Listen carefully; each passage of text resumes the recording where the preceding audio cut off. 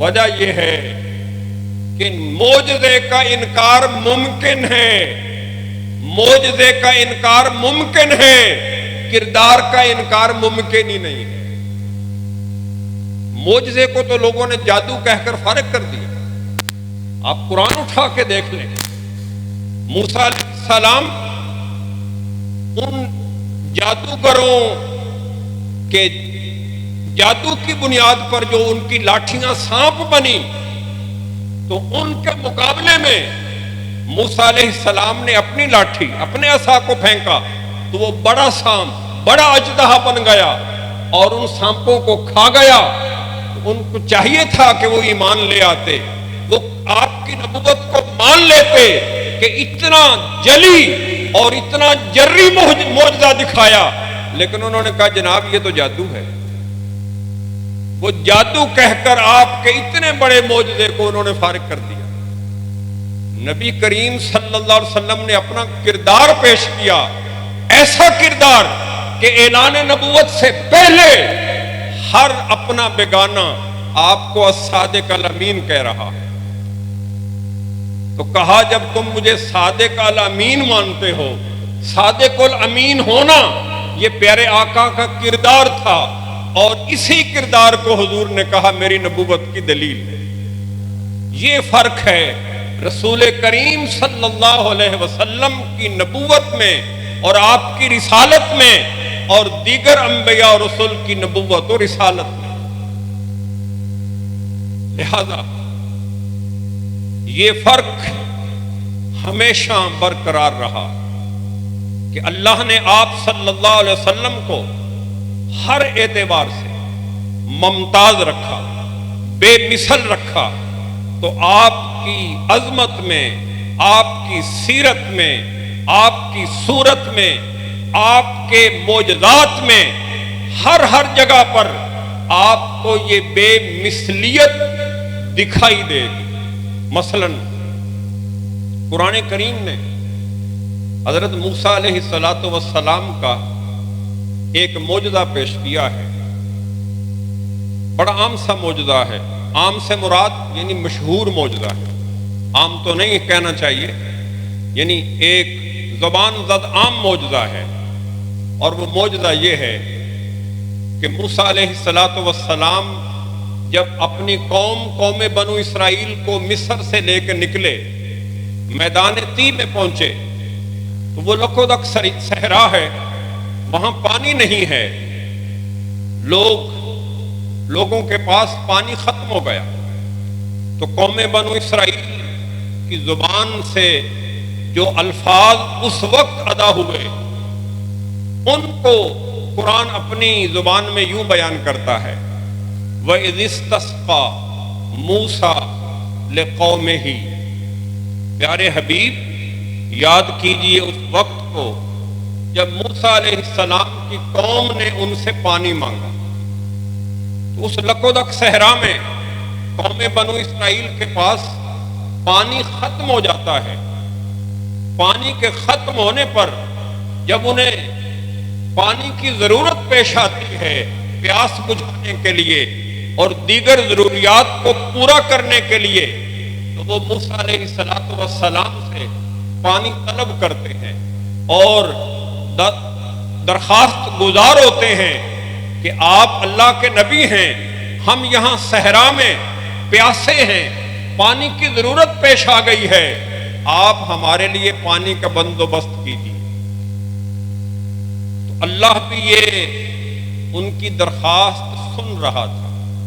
اللہ تبارک و تعالی نے پیارے موسیٰ علیہ السلام کی طرف وحی فرمائی کہ پیارے موسیٰ، آپ کی قوم آپ سے پانی کا سوال کر رہی ہے، پانی طلب کر رہی ہے، آپ یوں کیجئے فَاضْرِب بِعَصَاكَ الْحَجَرَ، آپ اپنے عصا کو پتھر پر ماریے۔ جناب موسیٰ علیہ السلام نے پتھر پہ عصا مارا، قرآن کہتا ہے فَانْفَجَرَتْ مِنْ حُسْنَتَ عَشْرَةَ عَيْنًا، آپ کے عصا کی ضرب سے ایک نہیں، دو نہیں، 12 چشمے ابل پڑے۔ لاٹھی کی ضرب ایک لگی اور چشمے 12 ابلنے لگے. اس کے نعرہ رسالت، نعرہ حیدری، تاجدار ختم نبوت.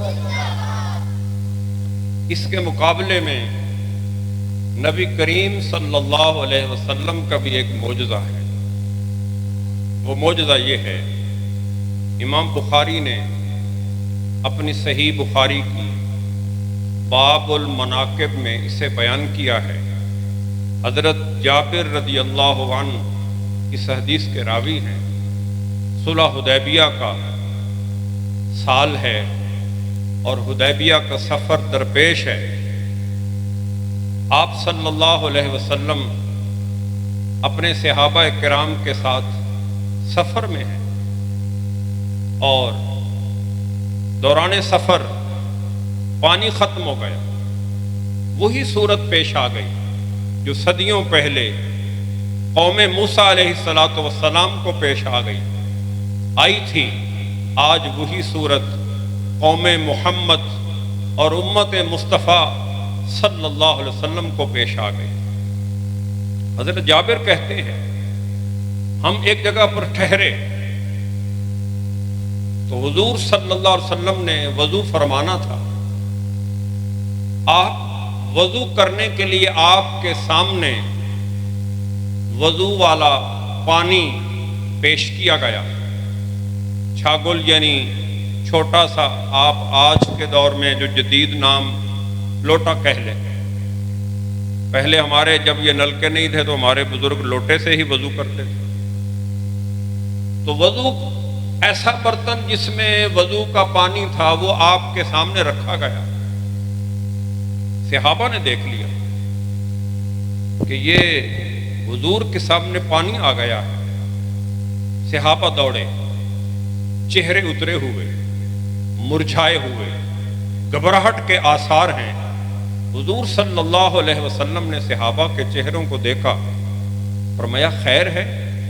تمہارے چہرے مرجھائے ہوئے، گھبراہٹ کے آثار، چہروں پر تھکاوٹ ظاہر ہو رہی ہے، خیریت ہے؟ تم میری طرف آ رہے ہو، کیا ہوا مجھے بتاؤ. عرض کیا یا رسول اللہ صلی اللہ علیہ وسلم آپ کی قوم پیاسی ہے.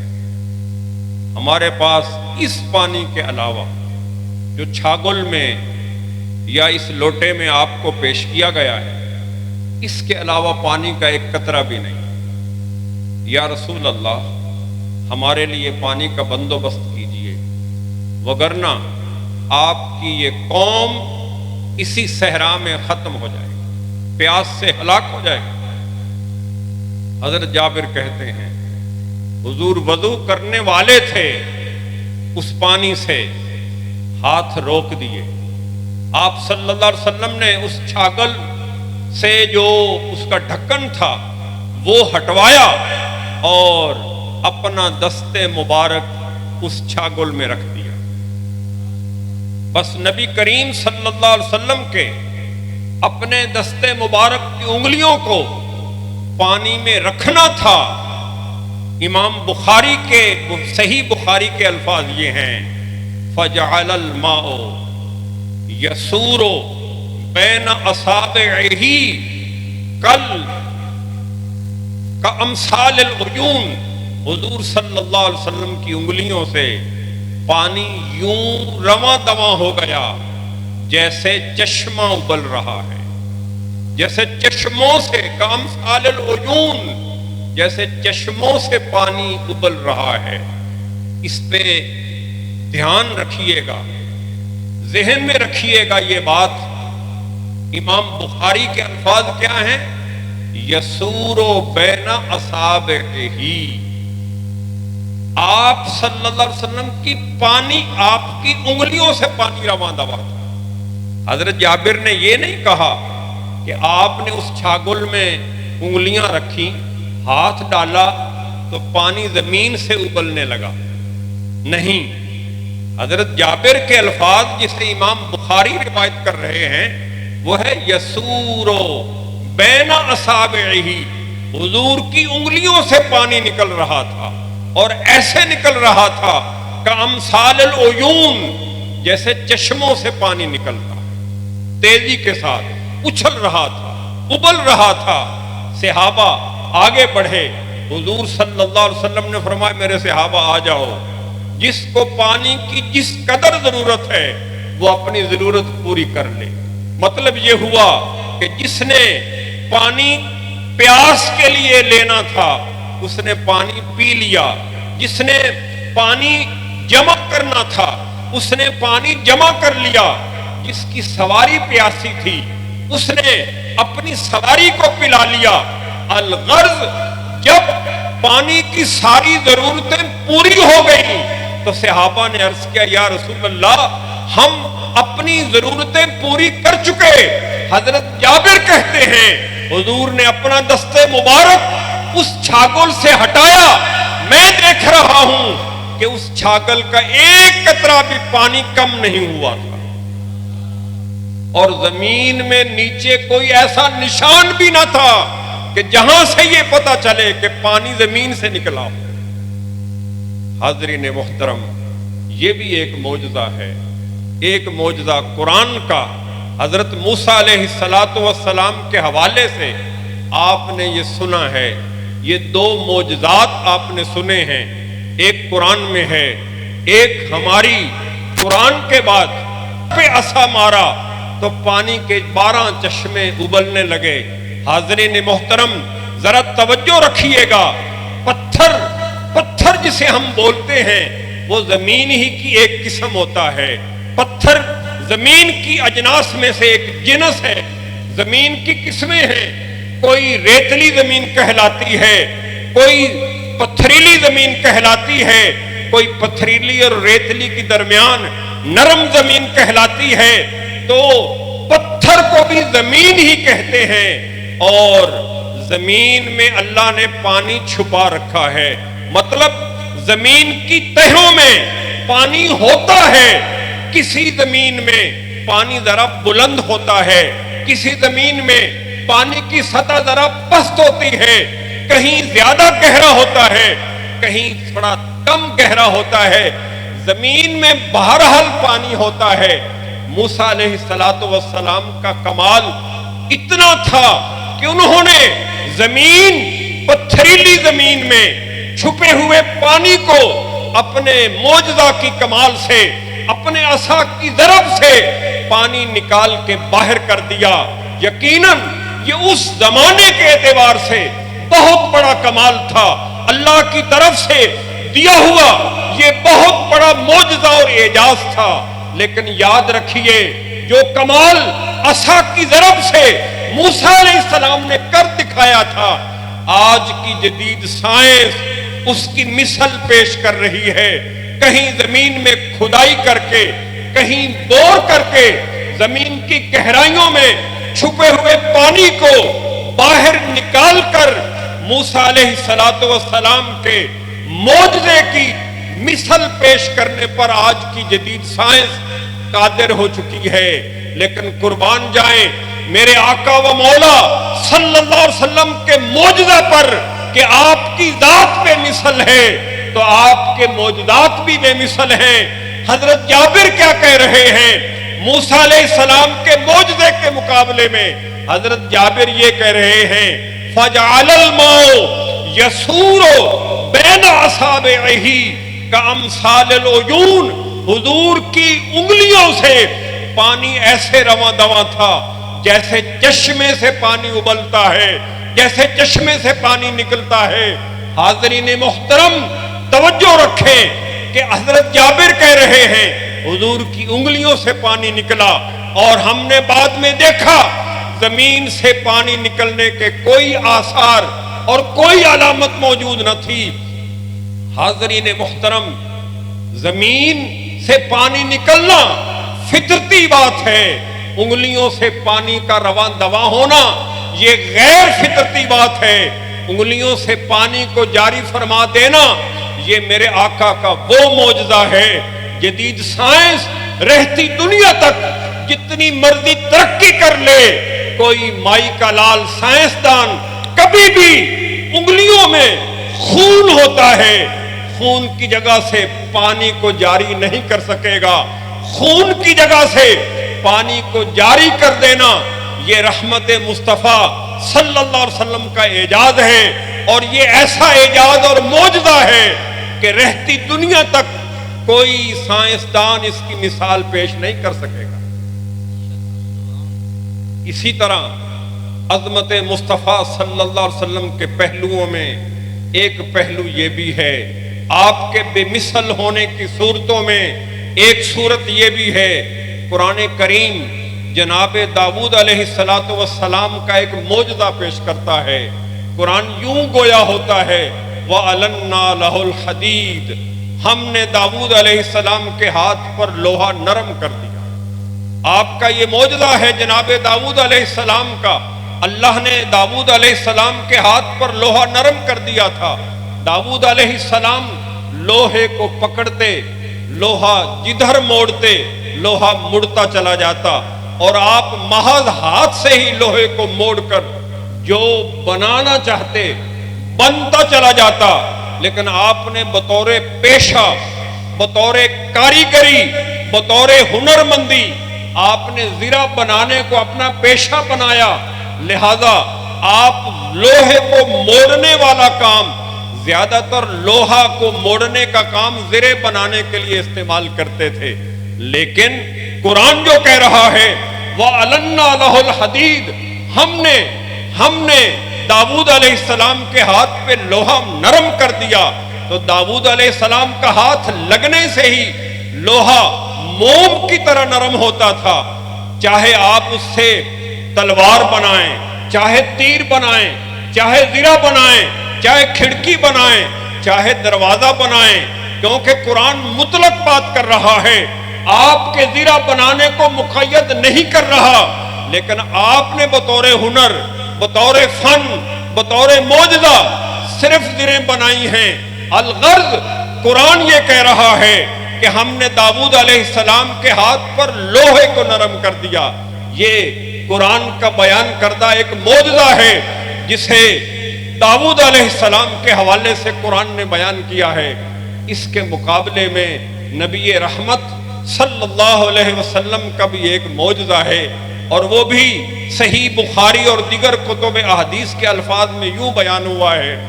ایک مرتبہ نبی کریم صلی اللہ علیہ وسلم احد پہاڑ پہ چڑھ گئے.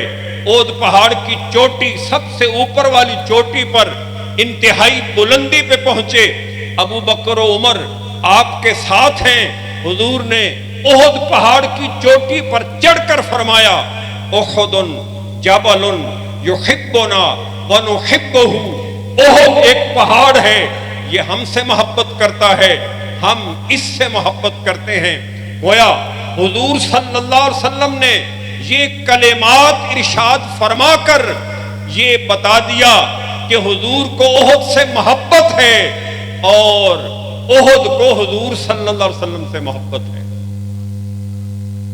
اب یہ دو معجزے آپ نے سماعت فرمائے.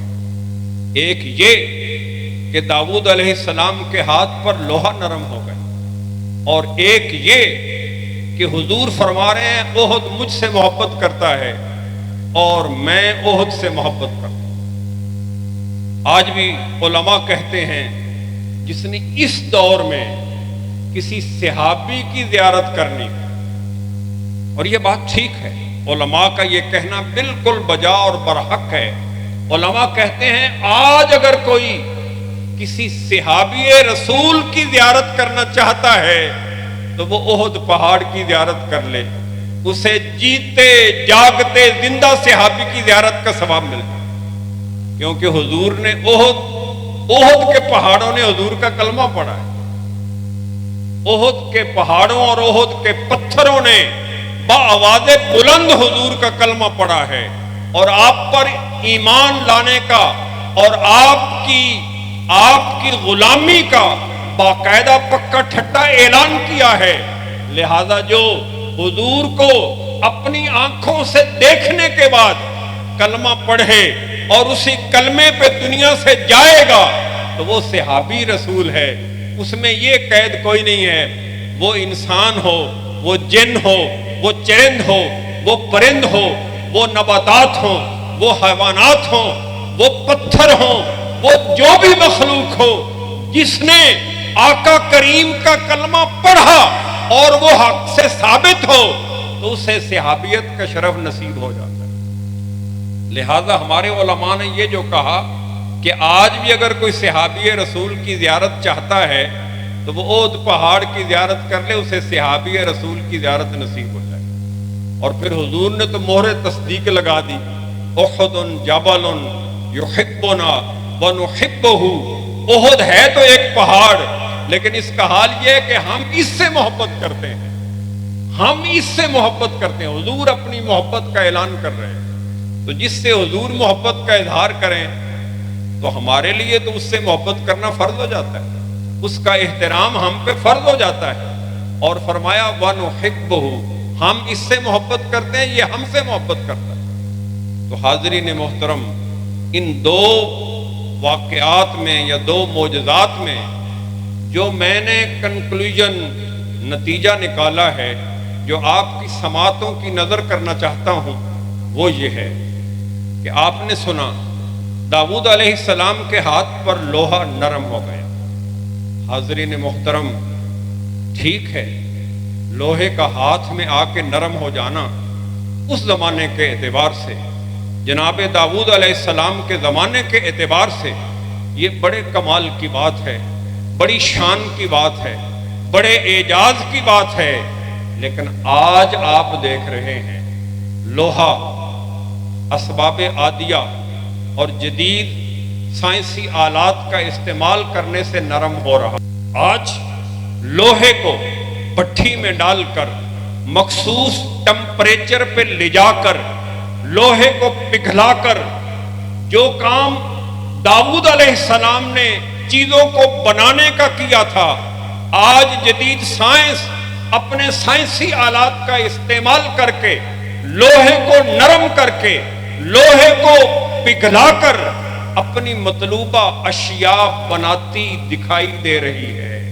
گویا آج کی جدید سائنس نے جناب داؤد علیہ السلام کے معجزے کی مثل پیش کر کے دکھا دی ہے، لیکن قربان جائیں، میرے آقا بے مثل ہیں تو آپ کا معجزہ بھی ہر بے مثل ہے۔ لہذا حضور کیا فرما رہے ہیں؟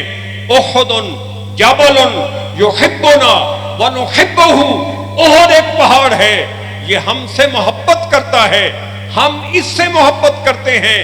حاضرین محترم، توجہ رکھیے، یہ حضور کس سے فرما رہے ہیں؟ احد پہاڑ ہے، یہ ہم سے محبت کرتا ہے، ہم اس سے محبت کرتے ہیں، یہ پتھر کو فرما رہے ہیں۔ اور پتھر جہاں ہوتا ہے وہاں محبت نہیں ہوتی، اور جہاں محبت ہوتی ہے وہاں پتھر نہیں ہوتا۔ پتھر اور محبت دو متضاد اشیاء ہیں، دو بہم مخالف اشیاء ہیں جو ایک جگہ پر جمع نہیں ہو سکتے، ان کا جمع ہونا محال ہے۔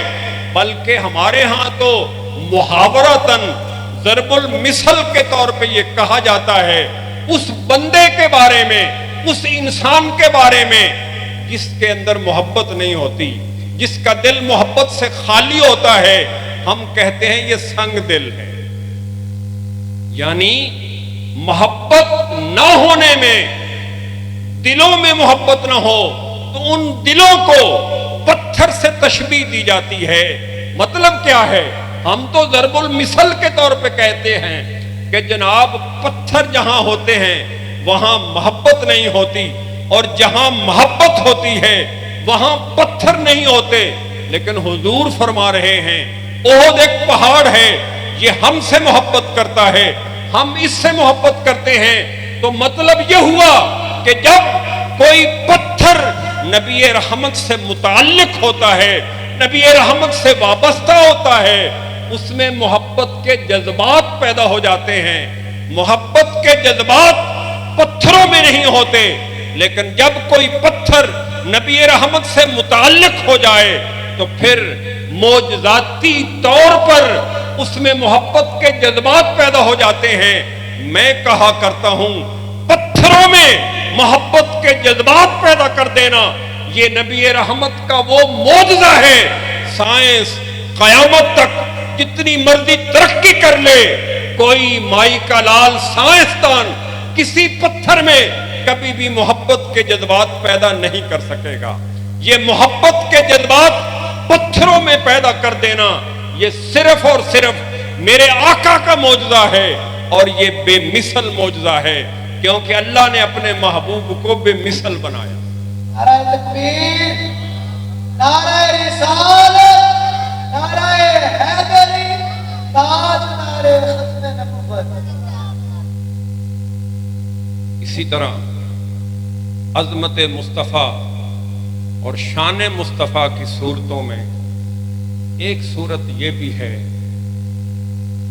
آدم علیہ السلام سے لے کر عیسیٰ علیہ السلام تک انبیاء و رسول آتے رہے، دعوت و تبلیغ کا کام کرتے رہے، توحید کا پیغام سناتے رہے، اپنی رسالت کی بات کرتے رہے، لیکن قانون یہ تھا جسے قرآن نے بیان کیا، ما کننا معذبین حتی نبعث رسولا. ہم کسی قوم کو اس وقت تک عذاب میں مبتلا نہیں کرتے جب تک وہ اس قوم کے پاس ہم کسی نبی و رسول کو نہ بھیج دیں. اس کا مطلب یہ ہوا کہ جناب آدم علیہ السلام سے جناب عیسیٰ علیہ السلام تک قانون الہی یہ تھا کہ اللہ پہلے کسی قوم کے پاس نبی بھیجتا، وہ نبی آ کر لوگوں کو توحید و رسالت کی دعوت دیتا. اگر لوگ اس نبی کی نبوت کو مان لیتے اور اس نبی کی دعوت توحید کو مان لیتے تو اللہ اس قوم کو زمین پہ برقرار رکھتا، زندہ رہنے کا حق دیے رہتا. اور اگر خدا نہ خواستہ کوئی قوم آنے والے نبی کی دعوت توحید کو اور دعوت رسالت کو ٹھکرا دیتی تو اللہ اس قوم کو صفحہ ہستی سے مٹا دیتا.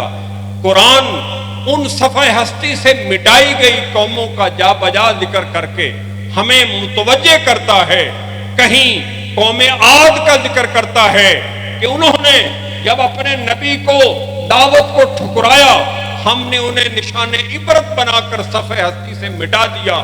کہیں قرآن قوم سمود کا ذکر کرتا ہے، کہیں قوم عاد کا ذکر کرتا ہے، کہیں قوم لوط کا ذکر کرتا ہے، اور ہمیں بتا رہا ہے کہ اللہ کا قانون یہ ہے کہ اللہ پہلے نبی کو بھیجتا ہے. اگر لوگ مان لیں، اس نبی کی دعوت کو مان لیں، اس کا کلمہ پڑھ لیں، تو پھر اللہ اس قوم کو زندہ رہنے کا حق دے دیتا ہے. اور اگر خدا نہ خواستہ لوگ اپنی جہالت، اپنی بدبختی یا کسی بھی وجہ سے اس نبی کی دعوت کا انکار کر دیں تو قرآن کا قانون یہ ہے جسے قرآن نے بیان کیا. اللہ کا قانون یہ ہے، ما کننا معذبین حتی نبعث رسولا، کہ جب کوئی قوم اللہ کے کسی نبی کا انکار کرتی ہے تو ہم اسے ایسے عذاب میں مبتلا کر دیتے ہیں کہ وہ صفحہ ہستی سے مٹ جاتی ہے. یہ قانون الہی آدم علیہ السلام سے عیسیٰ علیہ السلام تک چلتا رہا. پھر سرکار کا ظہور ہو گیا، آپ کی ولادت ہو گئی، آپ کی تشریف آوری ہو گئی، تو قرآن نے اس قانون کو جو آپ کی آمد مصطفیٰ صلی اللہ علیہ وسلم پر جو قانون میں تبدیلی ہوئی، اس قانون کو عظمت مصطفیٰ بیان کرنے کے لیے قرآن اسے یوں بیان کرتا ہے، ما کان اللہ لیعذبہم وانت فیہم. پیارے، آپ کے ہوتے ہوئے، آپ کی موجودگی میں آپ کا رب ابھی انہیں کبھی بھی کسی عذاب میں مبتلا نہیں فرمائے گا. اس کا معنی یہ ہوا آدم سے عیسیٰ علیہ السلام تک اللہ کا قانون یہ تھا کہ کوئی مان لے تو وہ زندہ رہے گا، کوئی انکار کر دے تو وہ صفحہ ہستی سے مٹا دیا جائے گا. اب قانون یہ ہے، کوئی مانے کوئی مانے یا نہ مانے، اب اس قوم کو اللہ عذاب میں، ایسے عذاب میں مبتلا نہیں فرمائے گا کہ یہ قوم صفحہ ہستی سے مٹ جائے۔ اس کا مطلب آدم سے عیسیٰ تک کوئی نبی آئے، لوگ نہ مانے تو اللہ کا عذاب ٹل نہیں سکتا۔ جب مصطفیٰ آ جائیں تو پھر اللہ کا عذاب آ نہیں سکتا۔ یہ وہ عظمت کا وہ پہلو ہے جو 1,24,000 انبیاء اور رسل میں سے کسی کو نصیب نہیں۔ اسی طرح حضور صلی اللہ علیہ وسلم نے ایک موقع پر صحابہ کے اجتماع میں فرمایا، انما بعثت لأتمم مکارم الاخلاق، میرے صحابہ میں تمہارے اخلاق مکمل کرنے کے لیے بھیجا گیا ہوں۔ اخلاق کا لفظ ہمارے ہاں بولا جاتا ہے، ہم کہتے ہیں اس بندے کے اخلاق ہی ٹھیک نہیں، کوئی اخلاق بولتا ہے، کوئی اخلاق بولتا ہے، لیکن ہم اس لفظ سے واقف ہیں۔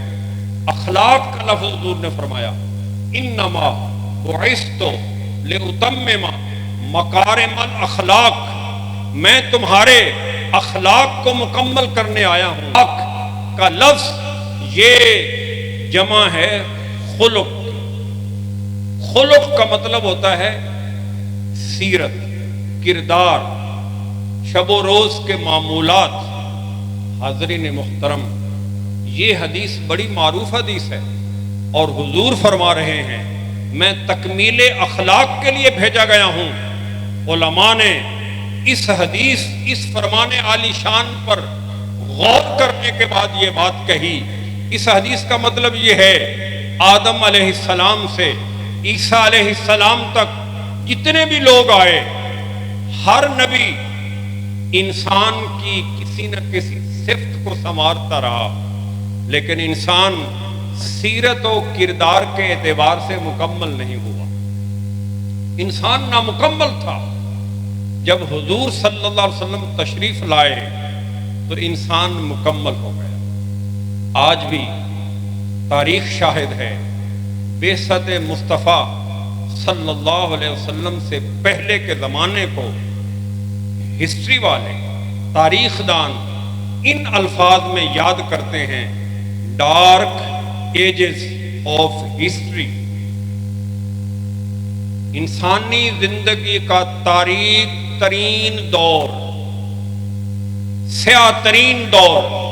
پوچھا جائے کہ وہ سیاہ کس اعتبار سے تھا تو بتانے والے بتاتے ہیں وہ سیاہ ترین دور اس لیے تھا کہ وہاں پہ رہنے والے انسانوں کو باپ اور بیٹے کے فرق کا اندازہ نہیں تھا، اس اخلاق کی انہیں تعلیم نہیں تھی، ماں اور بیٹے کے فرق کا انہیں اندازہ اور اس کی تربیت نہیں تھی۔ وہ ایسے ہی پیشاب کرتا تھا جیسے جانور پیشاب کرتا ہے، ناپاکی اور پاکی کا اسے کوئی پتہ نہیں تھا۔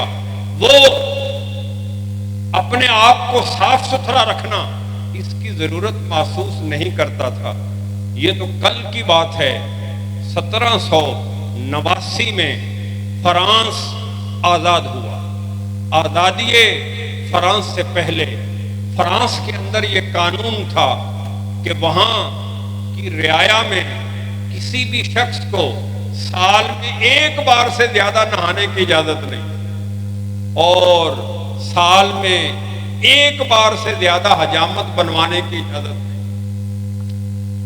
1789 کو کتنا عرصہ ہو گیا؟ تھوڑا سا عرصہ ہوگا، چند صدیوں۔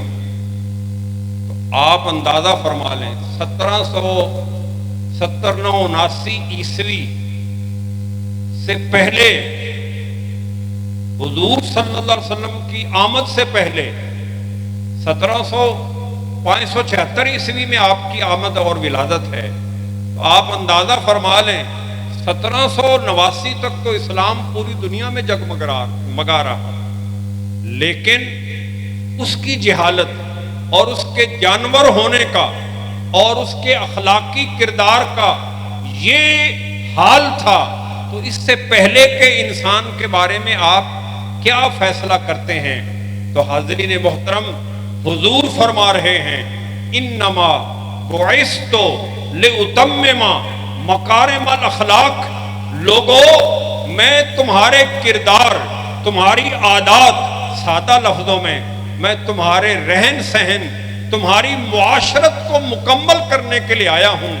میں کہا کرتا ہوں اے بندے، اے غلام مصطفیٰ صلی اللہ علیہ وسلم، آج جو تو اجلا اجلا، دھلا دھلا، ستھرا ستھرا، پڑھا لکھا اور کہتا ہے میں بہت پڑھ لکھ گیا ہوں، مجھے بہت تعلیم آ گئی ہے، یہ پڑھا لکھا، اجلا اجلا، دھلا دھلا، ستھرا ستھرا دکھائی دیتا ہے، آج تجھے سونے کے آداب بھی آ گئے، آج تجھے بات کرنے کے مینر بھی آ گئے، آج تجھے بازار میں چلنے کا سلیقہ بھی آ گیا، بات کرنے کا طریقہ بھی آ گیا، یہ سب آمد مصطفیٰ کا فیضان ہے۔ اگر حضور تشریف نہ لاتے تو انسان تو ہوتا لیکن تیرے اندر انسانیت نہ ہوتی۔ آج اگر تو انسان کہلانے کا حقدار ہے تو یہ آمد مصطفیٰ کا فیض ہے۔ حضور کی آمد سے پہلے انسان اپنے چہرے بشرے کے اعتبار سے تو انسان تھا، لیکن اپنی سیرت و کردار کے اعتبار سے، اپنی عادات و صفات کے اعتبار سے وہ جانور تھا۔ لہذا آج بھی فیصلہ یہی ہے کہ جو اس قدر سنت مصطفیٰ کو اپناتا چلا جاتا ہے، اپنا سیرت و کردار حضور کی سیرت و کردار کے مطابق بناتا چلا جاتا ہے، وہ اتنا انسانیت کے قریب ہوتا چلا جاتا ہے۔ اور جو جس قدر حضور کی سنتوں سے محروم ہوتا چلا جاتا ہے، جس کی زندگی حضور کی سنتوں سے دور ہوتی چلی جاتی ہے، فیصلہ یہی ہے وہ اسی قدر انسانیت سے دور نکلتا جاتا ہے۔ خدا نہ خواستہ اگر انسان دکھائی دینے والے کسی انسان نما جانور کی زندگی سے حضور کی ساری سنتیں نکل جائیں، بھلے وہ اپ ٹو ڈیٹ کہلائے، بھلے وہ اجلا اجلا کہلائے، بھلے وہ پڑھا لکھا کہلائے، بھلے وہ ستھرا ستھرا دکھائی دے، حق یہ ہے کہ وہ انسانیت کے درجے سے، انسان کے درجے سے گر کر وہ جانور کے مقام پہ عند اللہ فائز ہو چکا ہے، کیونکہ حضور آئے ہیں انما بعثت لأتمم مکارم الاخلاق، لوگوں میں تمہارے سیرت و کردار کی تکمیل کرنے آیا ہوں۔ لہذا انسان وہی ہے جو حضور کی سنتوں کو اپنا لیتا ہے، جو حضور کی سنتوں کو نہیں اپناتا، اللہ کا فیصلہ یہ ہے کہ وہ انسان کہلانے کا حقدار نہیں ہے۔ اہل مکہ نے جب حضور کا کلمہ پڑھنے سے انکار کر دیا، جو آپ کے بڑے قریبی رشتہ دار بھی تھے، آپ کی سیرت کو، آپ کی صورت کو، آپ کی سنت کو اپنانے سے انکار کر دیا، نبی رحمت صلی اللہ علیہ وسلم نے بھرپور محنت کی، بھرپور کوشش کی کہ یہ میرے قبیلے والے، میرے شہر والے، میرے رشتہ دار، میرے ہمسائے، میرے محلے والے یہ اسلام قبول کر کے میری سیرت کو اپنا لیں، میری صورت کو اپنا لیں، میری سنت کو اختیار کر لیں۔ لیکن ابو جہل جیسے، ابو لہب جیسے، عتبہ و شیبہ ولید جیسے اڑے رہے، ڈٹے رہے، کفر پر مصر رہے۔ اللہ نے اپنے حبیب کو تسلی دیتے ہوئے، تشفی دیتے ہوئے کہا پیارے تو نے تو اپنا حق ادا کر دیا، تو نے دعوت کا حق ادا کر دیا، تو نے اپنی سیرت و کردار سے انسان ہونا اور اعلیٰ انسان ہونا اور اشرف البشر ہونا ثابت کر دیا۔ میں نے ان پر تیری سیرت کو اختیار کرنا، تیری سنت کو اپنانا لازم بھی کر دیا، لیکن پیارے تیری دعوت کے باوجود، تجھے جاننے کے باوجود، تجھے الصادق الامین مان لینے کے باوجود اگر عتبہ، شیبہ، ولید، ابو جہل، ابو لہب، امیہ بن خلف، مغیرہ بن شعبہ جیسے یہ بدبخت اگر تجھے نہیں مان رہے تو پیارے پھر سن لیجئے، آپ غمزدہ نہ ہوں، آپ پریشان نہ ہو، آپ نے حق ادا کر دیا ہے، لیکن ان کے بارے میں اور ان جیسے باقیوں کے بارے میں اپنے قرآن میں اپنا فیصلہ یوں سناتا ہوں، اولئک کالانعام بل ہم اضل۔ پیارے یہ جانور ہیں، نہیں صرف جانور نہیں، بل ہم اضل، یہ جانوروں سے بھی بدتر ہیں۔ یہ انسانوں کو جانوروں سے بد اللہ کہہ رہا ہے، جانوروں سے بدتر کہہ رہا ہے۔ کیوں؟ انہوں نے حضور کے اخلاق کو نہیں اپنایا، جنہوں نے حضور کا اخلاق کیا ہے؟ حضور کی سنتوں کو اپنانے کا نام ہے، حضور کے سیرت و کردار کو سینے سے لگانے کا نام ہے۔ یہ ہے انما بعثت لأتمم مکارم الاخلاق، میں تمہارے کردار کو، تمہاری عادات و خصائل کو مکمل کرنے کے لیے آیا ہوں۔ لہذا جو حضور کی سیرت کو، حضور کے کردار کو اپناتا جائے گا وہ انسان بنتا جائے گا، اور جو حضور کی سیرت کو، حضور کے کردار کو نہیں اپنائے گا، حضور کی سنتوں سے جی چرائے گا، حضور کی سنتوں سے دور بھاگے گا، قرآن کا فیصلہ یہ ہے اولئک کالانعام، کہ یہ جانوروں کی طرح ہیں، بل ہم اضل، بلکہ جانوروں سے بھی بدتر ہیں۔ کیوں؟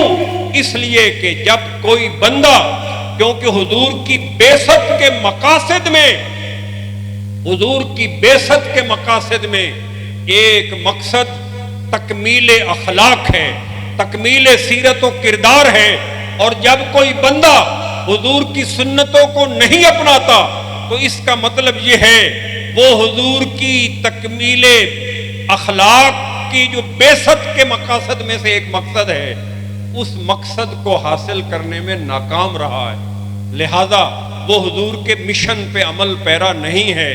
اس لیے قرآن نے اتنا سخت اور اتنا بڑا فیصلہ فرما دیا ہے۔ تو عظمت مصطفیٰ صلی اللہ علیہ وسلم کی صورتوں میں صورت یہ بھی ہے، باقی 1,24,000 انبیاء اور رسول میں یہ اعزاز کسی کو حاصل نہیں ہے کہ وہ نبی کہہ دے کہ میں تمہارے سیرت و کردار کو مکمل کرنے کے لیے آیا ہوں، اس لیے کہ وہ جانتے تھے ہم انسان کی سیرت کے کوئی نبی کسی ایک پہلو کو، کوئی دوسرے پہلو کو، کوئی تیسرے پہلو کو، کوئی چوتھے پہلو کو، وہ صرف ایک ایک بات کو سنوارنے کے لیے تشریف لائے تھے، اور حضور ہی پورے انسان کو سنوارنے کے لیے، انسانیت کو سنوارنے کے لیے تشریف لائے تھے۔ لہذا آپ کے آنے پر انسان مکمل ہوا ہے، اور جو آپ کی آمد پر بھی حضور کی ذات کا کلمہ نہ پڑھے، آپ کی سیرت و کردار کو اختیار نہ کرے، تو پھر قرآن کا فیصلہ یہی ہے اولئک کالانعام بل ہم اضل۔ حاضرین محترم، نبی رحمت صلی اللہ علیہ وسلم کی عظمت کی صورتوں میں ایک صورت یہ بھی ہے، مجھے اندازہ نہیں ہے ٹائم کا، بتا دیجئے گا، بس کریں میرا خیال، چلے میں دیکھ لیتا ہوں۔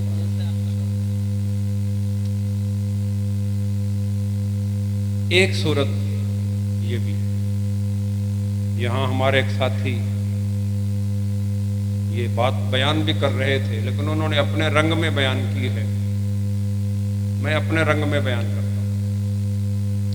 ام المومنین سیدہ عائشہ صدیقہ رضی اللہ عنہا سے کسی نے پوچھا، صحیح بخاری کے الفاظ ہیں، اماں جان نبی کریم صلی اللہ علیہ وسلم کے اخلاق کیسے تھے؟ ہم تو یہ کوشش نہیں کرتے جاننے کی،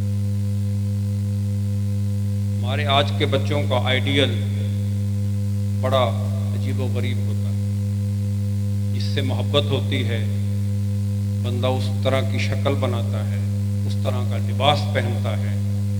یہاں کا تو مجھے اندازہ نہیں ہے، لیکن لاہور کی سڑکوں پہ ہم نے دیکھا ہے لوگ جو بچے کرکٹروں سے محبت کرتے ہیں وہ ان کی تصویروں والی شرٹیں پہن کے پھرتے ہیں، یہ محبت کا اظہار ہوتا ہے؟ جو ناچنے والی ایکٹروں سے، فلمی اداکاراؤں سے محبت کرتے ہیں، وہ اپنی قمیصوں پر، اپنی شرٹوں پر ان کی تصاویر چھپوا کے پھرتے ہیں۔ تو یہ سیرت سے، کردار سے محبت کا ایک اظہار ہوتا ہے۔ تو ہمارا بھی مطمع نظر یہ ہونا چاہیے، اس تلاش میں، اس ٹو میں رہنا چاہیے کہ حضور کے اخلاق کیا ہیں۔ یہ ہمارا مقصد حیات ہونا چاہیے۔ علماء کہتے ہیں جو سیرت رسول صلی اللہ علیہ وسلم والی کتابیں پڑھتا ہے، جو سیرت مصطفیٰ کو پڑھتا ہے، جتنی دیر وہ سیرت مصطفیٰ پڑھتا رہتا ہے وہ حضور سے باتیں کرتا رہتا ہے، اور جتنی دیر کوئی حدیث پڑھ رہا ہوتا ہے یا حدیث پڑھا رہا ہوتا ہے اتنی دیر اسے حضور سے شرف ہم کلامی نصیب ہو رہا۔ تو سائل نے، ظاہر ہے اماں جی کا کوئی شاگرد ہوگا، آپ حدیث پڑھاتی تھی، اس نے پوچھا اماں جان نبی کریم صلی اللہ علیہ وسلم کے اخلاق کیا تھے؟ بڑی مشہور بات ہے۔ اب یہ بات بھی ذہن میں رہے کہ یہ بھی صرف عظمت مصطفیٰ کا پہلو، کہ کسی نبی کی ذات اس پر نازل ہونے والی کتاب میں بیان کی گئی، کسی نبی کی ذات و صفات کو اس نبی پر نازل ہونے والی کتاب میں بیان کیا گیا۔ یہ اعجاز بھی صرف حضور صلی اللہ علیہ وسلم کو، اس سے پہلے کسی نبی، کسی رسول کو یہ شان حاصل ہی نہیں ہوئی۔ اماں جی نے بڑا جامع جواب دیا، کہا سوال کرنے والے تو میرے محبوب صلی اللہ علیہ وسلم کے خلق یا اخلاق کے بارے میں پوچھ رہا ہے تو سن، کان خلقہ القرآن، میرے محبوب صلی اللہ علیہ وسلم کے اخلاق قرآن تھے۔ بڑی جامع بات فرمائی ام المومنین رضی اللہ عنہا نے۔ اب یہ اخلاق کا لفظ تو بڑا عام ہے، لیکن ذرا اس کی اصل کی طرف لوٹا جائے تو دو لفظ کا یہ جمع ہے، اس کے پیچھے جو واحد ہیں وہ دو ہیں، دو مادے آتے ہیں، دو اصل ہیں اس کی۔ خلق بمعنی خلق کی جمع بھی اخلاق آتی ہے اور خلق کی جمع بھی اخلاق آتی ہے۔ خلق کا معنی ہوتا ہے ذات، چہرہ بشرا، شخصیت، قد کاٹ۔ تو جب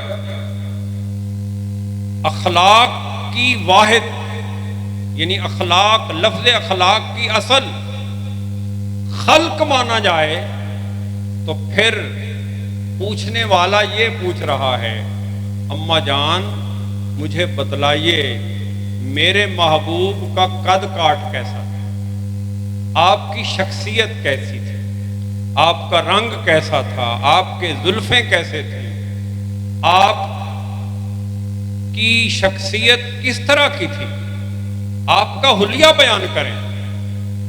اور اگر لفظ اخلاق کی اصل خلق تسلیم کیا جائے تو خلق کا معنی ہوتا ہے کردار، سیرت۔ تو پھر پوچھنے والے کے سوال کا مطلب یہ بنتا ہے کہ کان خلقہ القرآن، اے پوچھنے والے میرے محبوب صلی اللہ علیہ وسلم کی سیرت و کردار قرآن کا۔ یہ دونوں معنی ہو سکتے ہیں۔ اب ان معانی کو جو میں نے عرض کیے اگر کھول کے بیان کیا جائے تو معنی یہ بنتا ہے، اماں جان یہ کہہ رہی ہیں اے سوال کرنے والے تیرے سوال کا مطلب یہ ہے کان خلقہ القرآن، میرے نبی رحمت صلی اللہ علیہ وسلم کے اخلاق قرآن تھے، مطلب یہ ہے کہ اگر تو نبی رحمت صلی اللہ علیہ وسلم کی شخصیت کو اور آپ کی سیرت و کردار کو الفاظ و حروف کے پیرائے میں ڈھالے تو وہ قرآن بنتا ہے، اور جب تو ان الفاظ و حروف کو کسی شخصیت کے پیرائے میں ڈھالے تو وہ مصطفیٰ بنتا ہے۔ یہ اعجاز اور یہ شان باقی انبیاء اور رسل میں سے کسی کو نصیب نہیں ہے کہ اس نبی پر نازل ہونے والی کتاب اس نبی کی ذات کو بھی بیان کرے مکمل طور پہ، اور اس نبی کی سیرت و کردار کو بھی بیان کرے، بلکہ قرآن نے ان انبیاء کی سیرت و کردار کو اور ان کی صفات و ذات کو بیان کیا ہے، اور قرآن نے دیگر انبیاء کی ذات و صفات کے ساتھ ساتھ حضور صلی اللہ علیہ وسلم کی سیرت کو بھی بیان کر دیا ہے، اور حضور کی صورت و کردار کو بھی بیان کر دیا۔ اسی لیے کسی نے کہا تھا، کیوں چاند میں کھوئے ہو، کیوں گم ہو ستاروں میں، آقا کو میرے ڈھونڈو قرآن کے پاروں میں۔ حاضرین محترم، آخری بات عظمت مصطفیٰ صلی اللہ علیہ وسلم کے حوالے سے عرض کر کے اجازت چاہتا ہوں، اور وہ بات یہ ہے، حدیث جبرائیل کا نام تو احباب میں سے بہت سو نے سنا ہوگا، اور بہت ساروں نے حدیث جبریل پڑھی بھی ہوگی۔ ہمارے نصاب تعلیم میں بھی جو احادیث کا حصہ شامل ہے، اس میں بھی غالباً ایف اے کی سطح پر حدیث جبریل بچوں کو پڑھائی جاتی کروائی جاتی ہے۔ تو حدیث جبریل بڑی مشہور حدیث ہے اور بڑی لمبی حدیث ہے، جس کے راوی حضرت عمر بن خطاب رضی اللہ عنہ ہیں۔ امام بخاری، امام مسلم اور دیگر کتب احادیث میں محدثین نے اسے روایت کیا ہے۔ اس حدیث کے میں ایک لفظ ہے مل احسان، جبریل کے الفاظ ہیں۔ حضرت جبریل علیہ السلام بارگاہ مصطفیٰ میں حاضر ہوتے ہیں، ایک طالب علم کی شکل اور صورت بنا کر دو زانو حضور صلی اللہ علیہ وسلم کے سامنے بیٹھ جاتے ہیں، اور مختلف سوال کر کے حضور سے جواب لیتے ہیں، تاکہ صحابہ کو حضور پہ سوال کرنے کا طریقہ سلیقہ آ جائے، اور حضور صحابہ کے جواب دیں، اور صحابہ کو پتہ چل جائے کہ نبی رحمت سے یوں سوال کرتے اور پھر جواب لیتے۔ اسی میں ہے مل ایمان، مل اسلام۔ پہلا سوال ہے مل ایمان، ایمان کیا ہے؟ دوسرا سوال ہے مل اسلام، اسلام کیا ہے یا رسول اللہ؟ پھر ایک سوال ہے مل احسان یا رسول اللہ، یا رسول اللہ احسان کیا ہے؟ احسان ہمارے ہاں تو بڑا عام ہے، ہم احسان کا مطلب قرآن نے بھی کہا وبالوالدین احسانا، والدین سے احسان کرو۔ والدین نے قرآن نے والدین سے احسان کو فرض قرار دے دیا۔ تو احسان کا مطلب ہوتا ہے ایک بندے کا دوسرے بندے سے اچھا سلوک کرنا، نیکی کرنا۔ یہ عام سا معنی ہے، لیکن یہاں پر یہ معنی نہیں ہے۔ یہاں جبریل جب یہ سوال کر رہے ہیں مل احسان یا رسول اللہ، یا رسول اللہ احسان کے بارے میں بتائیے کہ احسان کسے کہتے ہیں، تو آپ صلی اللہ علیہ وسلم نے وہاں جو جواب دیا وہ اس کا معنی واضح کر رہا ہے۔ اصل میں یہاں احسان سے مراد عبادت کا ایک درجہ ہے۔ جیسے عابدین کے مدارج ہیں، کسی کو ہم ولی کہتے ہیں، کسی کو غوث کہتے ہیں، کسی کو ابدال کہتے ہیں۔ تو کوئی عبادت کے مقام پر صدیق کے مقام پر فائد ہوتا ہے، تو کوئی احسان کے مقام پر بھی فائد ہوتا ہے۔ تو مقام صدیقیت پہ جو لوگ فائد ہوتے ہیں، عام طور پہ وہ لوگ مقام احسان پہ بھی فائد ہوتے ہیں۔ اور یہ عبادت گزاروں کے مدارج میں سب سے بلند اور سب سے آخری درجہ، یہ غوثیت، قطبیت، ابدالیت اور ولایت یہ نیچے کے درجے ہیں، یہ سب سے انتہائی اور سب سے بلند اور آخری درجہ۔ تو عبادت کے اعتبار سے، عابدین کی عبادات کے اعتبار سے جو مدارج ہیں، اس کو سامنے رکھتے ہوئے حضرت جبریل علیہ السلام پوچھتے ہیں مل احسان یا رسول اللہ، یا رسول اللہ احسان کیا؟ تو آپ صلی اللہ علیہ وسلم نے یہ نہیں فرمایا والدین سے نیکی کرو، لوگوں سے اچھا سلوک کیا کرو، اپنے اخلاق اچھے کر لو، جو احسان کی مختلف صورتیں ہیں، بھلائی کرو، یہ نہیں فرمایا۔ آپ جانتے تھے کہ جبرائیل کی مراد اور مقصد کیا ہے، لہذا جب جبریل نے یہ سوال کیا مل احسان یا رسول اللہ احسان کیا ہے، تو حضور نے فرمایا ان تعبد اللہ کأنک تراہ۔ جبریل احسان کی ایک صورت یہ ہے کہ جب تو عبادت کرے تو دوران عبادت تو اپنے رب کا دیدار کر رہا، تجھے دوران عبادت رب دکھائی دے، تجھے تیرے رب کی زیارت نصیب ہو، تو سمجھ لے کہ تو درجہ احسان پہ فائد ہے۔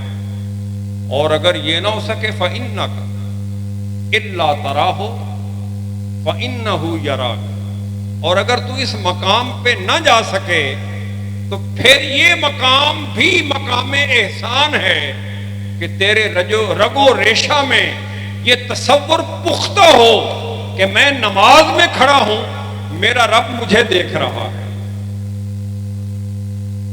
یہ ان دو میں سے جو درجہ بھی حاصل ہو جائے وہ مقام احسان پہ فائز ہے۔ یہ ایک قانون بیان کر دیا حدیث جبرائیل میں، ایک سوال کے جواب میں نبی کریم صلی اللہ علیہ وسلم نے خود اور مقام احسان کو ڈیفائن کر دیا، فکس کر دیا کہ مقام احسان یہ ہے کہ جو بندہ یہ درجہ پانا چاہتا ہے وہ دوران نماز اس کی کیفیت و حالت یہ ہو کہ اس کو رب دکھائی دے، حسن ازلی کے جلوے سے دکھ رہے ہوں تو وہ مقام احسان پہ ہے، یا وہ اس مقام پہ فائد ہو، وہ اللہ کی طرف اس قدر متوجہ ہو کہ اسے پتا ہو کہ اس کا رب اسے دیکھ رہا۔ جیسے آپ کسی چیز کی حفاظت پر کوئی پہرے دار بٹھا دیں، مثلا یہ پولیس والے، ٹریفک پولیس والے کھڑے ہوں، ہمارے لاہور میں ادھر ہیلمٹ پہ بڑی پابندی ہے، تو ہمارے نوجوان بچے جو ہیلمٹ پہننا پسند نہیں کرتے وہ دور سے پولیس کو دیکھ لیتے ہیں، ہیلمٹ پہن لیتے ہیں، پولیس سمجھتی ہے کہ یہ قانون کا بڑا پاسدان ہے، بس تھوڑا آگے پولیس سے آگے نکلے ہیلمٹ اتار کے موٹر سائیکل پہ رکھ لیتے ہیں۔ اس کا مطلب کیا ہوا کہ اگر پہرے دار موجود ہو تو وائلیشن نہیں ہوتی، قانون کی خلاف ورزی نہیں ہوتی، اور جب ایک عام معمولی پہرے دار کی موجودگی میں قانون کی وائلیشن کرنے سے لوگ گھبراتے ہیں، تو جس بندہ خدا کو یہ نعمت نصیب ہو جائے کہ وہ اپنے رب ذوالجلال کے سامنے کھڑا ہے، تو اس کی نماز میں پھر ادھر ادھر توجہ نہیں رہتی، وہ پھر ادھر ہی متوجہ رہتا ہے، اور وہ نماز پھر نماز معراج بنتی ہے۔ یہ جو بزرگوں نے کہا، یہ حدیث نہیں ہے، بزرگوں نے کہا ہے الصلاۃ معراج المومنین، نماز مومن کی معراج ہے، وہ نماز مومن کی معراج بنتی ہے جو درجہ احسان پہ فائد ہو کے پڑھی جائے۔ تو جبرائیل پوچھتے ہیں مل احسان یا رسول اللہ، یا رسول اللہ احسان کیا ہے؟ تو آپ جواب دیتے ہیں جبرائیل ان تعبد اللہ کأنک تراہ فَإِنَّكَ إِن لَا تَرَاهُ فَإِنَّهُ يَرَاكَ۔ یہ آپ نے مدارج بیان فرما دیے۔ حاضرین محترم، یہ جو احسان کے مدارج ہیں یہ ساری مخلوق کے لیے، سارے عبادت گزاروں کے لیے ہیں، وہ انسان ہو، حیوان ہو، چرند ہو، پرند ہو، حیوانات ہوں، نباتات ہوں، ہر مخلوق اللہ کی عبادت کرتی ہے، اور سب کے لیے یہ درجے موجود ہیں۔ رسول اللہ صلی اللہ علیہ وسلم کا معاملہ یہاں بھی بالکل الگ تھلگ ہے۔ آپ کے لیے معاملہ اور ہے، یعنی حضور نے ایک قانون بیان کر دیا کہ جو عبادت میں درجہ احسان پہ جانا چاہتا ہے وہ یہ درجہ ہے، اور وہ اس کیفیت میں آئے گا تو اس درجے کو پا لے گا۔ لیکن نبی کریم صلی اللہ علیہ وسلم کے حوالے سے یہ قانون نہیں ہے، آپ کے حوالے سے قانون مختلف ہے، اور وہ قانون یہ ہے الذی یراک حین تقوم وتقلبک فی الساجدین۔ پیارے، جب آپ نماز میں ہوتے ہیں تو آپ کا رب آپ کو دیکھ رہا ہوتا ہے۔ حاضرین محترم، اس حدیث جبرائیل کو اور اس آیت مبارکہ کو اگر جمع کیا جائے تو معنی یہ بنتا ہے کہ انبیاء، اولیاء، اصفیاء، ازکیاء، صلحاء، مقربین، متوسلین، عابدین، مقربین، حیوانات، نباتات، جمادات، اللہ کے نیک بندے، ساری مخلوقات ہیں، تو سب کی توجہ کا مرکز خدا کی ذات ہوتی ہے، لیکن جب مصطفیٰ کریم عبادت کرتے ہیں تو خدا کی توجہ کا مرکز مصطفیٰ ہوتا ہے۔ یہ وہ عظمت کا پہلو ہے جو انبیاء اور رسل میں کسی اور کو نصیب نہیں ہوا، تو انبیاء اور رسل کے علاوہ کس کو نصیب ہو سکتا ہے؟ اسی لیے کسی نے کہا تھا ہمیں معلوم ہے، ہم سے سنو حشر میں کیا ہوگا۔ ہمیں معلوم ہے، ہم سے سنو حشر میں کیا ہوگا۔ سب اس کو دیکھتے ہوں گے، وہ ان کو دیکھتا ہوگا۔ وآخر دعوانا ان الحمد للہ رب العالمین۔